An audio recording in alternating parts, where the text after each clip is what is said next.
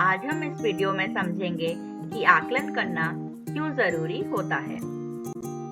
आपको कैसे पता चलता है कि आपका बच्चा पढ़ाई में कैसा कर रहा है? एक बच्चे को कैसे पता चलता है कि उसने जो पढ़ा वो सही से सीख पाया है कि नहीं? हमें जांच सुधार की प्रक्रिया करके ही पता चलता है कि बच्चे कितना सीख गए हैं। हम ज्यादातर जांच सुधार प्रक्रिया को टेस्ट या एग्जाम से जोड़ते हैं और जब भी हम टेस्ट या फिर एग्जाम का नाम सुनते हैं तो सबसे पहले हमें कुछ ऐसे नंबर याद आते हैं। या जांच सुधार करने के कुछ आम तरीके हैं, पर जांच सुधार प्रक्रिया का मतलब बच्चों को सिर्फ परीक्षा में नंबर देना नहीं होता है। आइए समझते हैं कि जांच सुधार प्रक्रिया क्या होती है और ये जरूरी क्यों है। देखा जाए तो जांच सुधार प्रक्रिया हर समय हमारे चारों ओर होती रहती है। उदाहरण के लिए, हम जब दाल बनाते हैं तो एक बार उसको चख कर देखते हैं कि नमक सही पड़ा है या कि नहीं। अगर नमक हमको कम लगता है तो हम उसमें थोड़ा और नमक डालकर दाल तैयार कर देते हैं। इस तरह हम हमारे जीवन में किसी भी काम को सीखते या करते वक्त उसको जांचते हैं, उनको सुधारते हैं और एक बेहतर चीज तैयार करते हैं। जांच सुधार की प्रक्रिया हमारे लिए फायदेमंद होती है। यह हमें पता लगाने में मदद करती है कि हम क्या जानते हैं, हम क्या नहीं जानते हैं, हमें क्या जानना चाहिए और भविष्य में हमें क्या कदम उठाने की जरूरत है। इस जांच सुधार की प्रक्रिया से हमें पता चलता है कि किसी कौशल में महारत हासिल करनी हो या किसी विषय को गहरे स्तर पर समझना हो तो हमें आगे क्या बदलाव लाने चाहिए।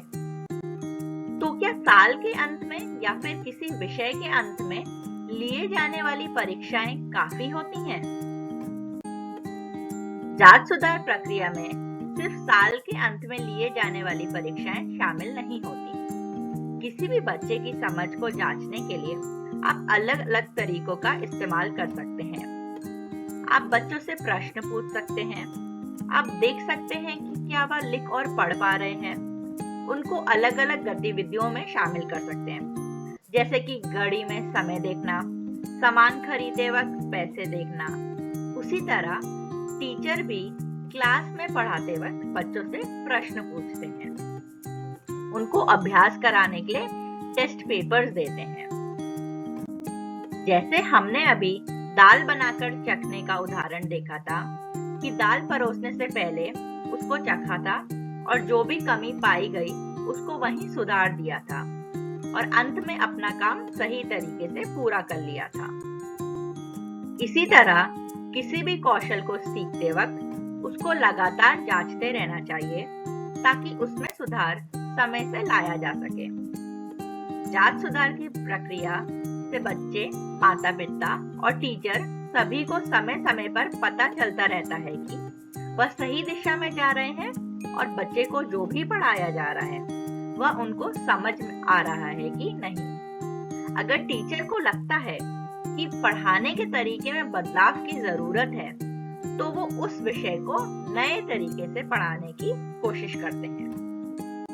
दाल वाले उदाहरण को थोड़ा और समझते हैं।